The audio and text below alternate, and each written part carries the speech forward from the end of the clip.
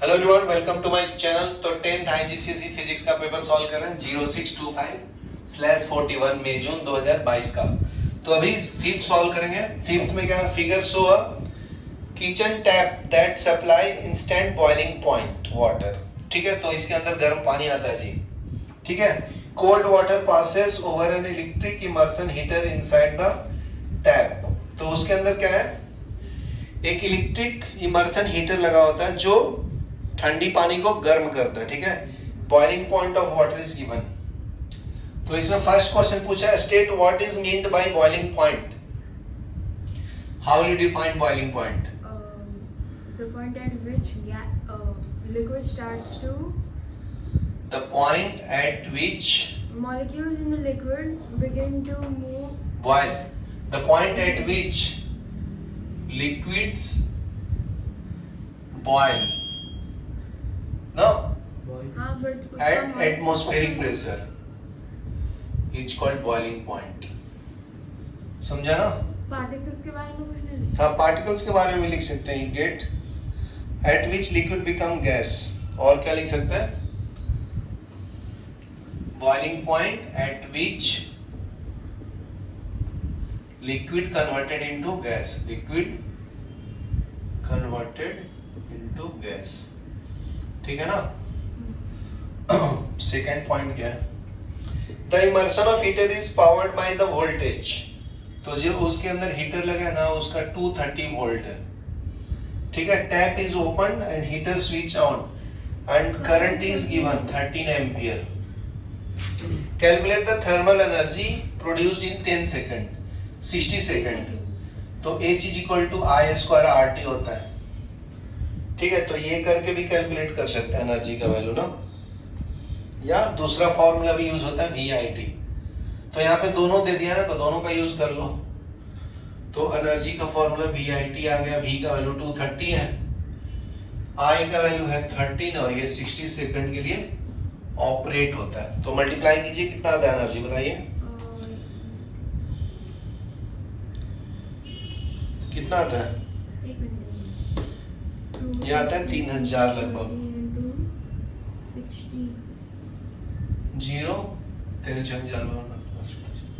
78 3000 joule आता है। कितना आता है, कैलकुलेट करो। मुझे 179,400 आ रहा है। 179,400 बराबर है। तो इसको अप्रोक्सीमेट करके 184 टाइम्स 0 लिख सकता हूँ ना। ठीक है, और स्टैंडर्ड यूनिट में 1.8 10⁵ जूल लिख सकता हूँ। ठीक है, तो ये हो गया आपका। नेक्स्ट है सेकंड। हाँ, ये आंसर है एग्जैक्ट, इसे मैं भी चेक भी किया हूं मैं। ठीक है, अभी 9th का बी, ये आपका बी का सेकंड, ये फर्स्ट था, बी का सेकंड करेंगे। Specific heat capacity is given, जिसको सी बोलते हैं, 4200 जूल पर केजी पर degree Celsius.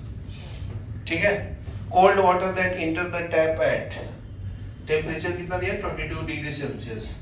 Calculate the rate at which water boiling point emerge from the tap. तो बोलता है कि calculate the rate, boiling point जो इमर्ज हो रहा है उसका वैल्यू कैलकुलेट करेंगे। तो एनर्जी का फॉर्मूला क्या होता है, Q equal to mc delta T होता है ना। तो उससे कैलकुलेट कर लेंगे, E is equal to mc delta T होता है। तो अपने को m निकालना है ना, मास मास मास। तो m इज इक्वल टू क्या होगा, E by C delta T।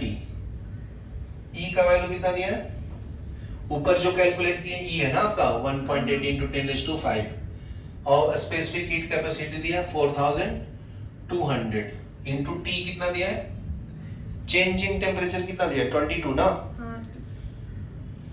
तो ये चेंज इन टेम्परेचर निकालेंगे, ये 22 है और नॉर्मल 100 है ना।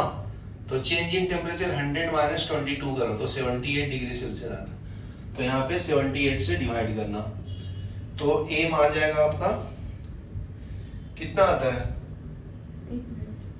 कैलकुलेट करके बता रहा, 9.2 1 10⁻³ kg आता है, ये लिख लो आप। तो देखो अभी मैं बताता हूँ, बाद में रेट भी निकालना था ना, तो ये आपका मास का वैल्यू आ गया। कितना है मास का वैल्यू? 9.1 into 10⁻³ ना। इसका मास का वैल्यू कितना है? लास्ट में 1.8 मल्टीप्लाई किया डिवाइड बाय इतना, तो 5.5 into 10⁻10 लिखा है। ये वाला कितना है बताना डिवाइड करके क्या? इसमें मुझे अलग आंसर आ रहा है। हाँ तो मास बताओ ना, ये कैलकुलेट करके कितना आता है? 3342.85 ये आ रहा है। 1.8 into 10 to देखो the ये power पॉइंट 5. हटाएंगे तो नीचे एक जीरो आएगा, इससे कैंसिल करेंगे तो 2 आएगा, तो ये 1800 डिवाइड बाय 42 into 78 कितना है बताओ अभी? 1800 divided by 42 into 78 कितना है? 3342.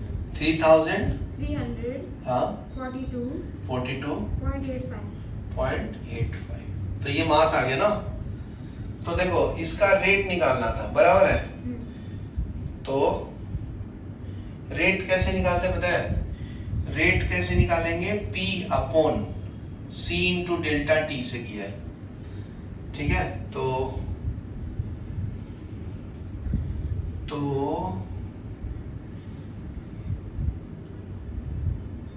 M equal to C by delta T, तो यहां से रेट बाई T बाई 60 से डिवाइड किया इसने। हाँ 60 से हम लोग किए थे क्या? नहीं किया था ना। हाँ तो यहाँ 60 से करोगे ना तो आ जाएगा, ये मास तुम्हारा उतना है ना, डिवाइड बाई 60 करो, डिवाइड बाई, हाँ तो इसी को कर लो ना डायरेक्ट, डिवाइड बाई 60 करोगे तो रेट आ जाएगा, तो 3342.85 बाई 60 करो कितना आता है?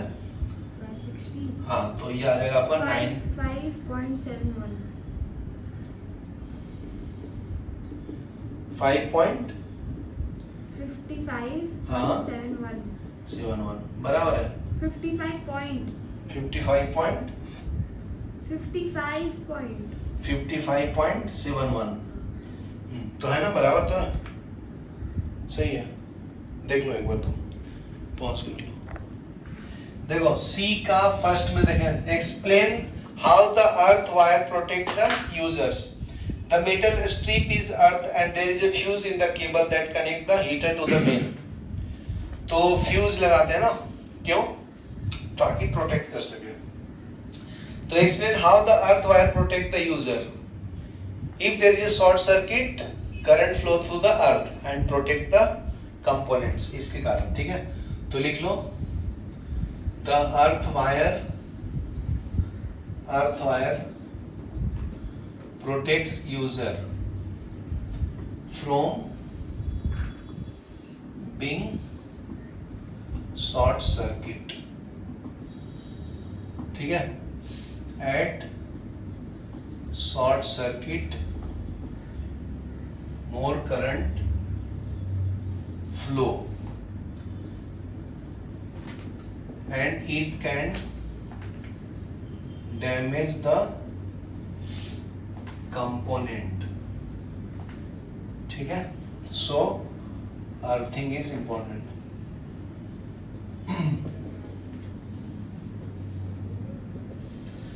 Second question, explain how the fuse protect the circuit. Fuse protects the circuit when more current flow through it, more current flow through it, ठीक है? चलो हो गया, बंद करो।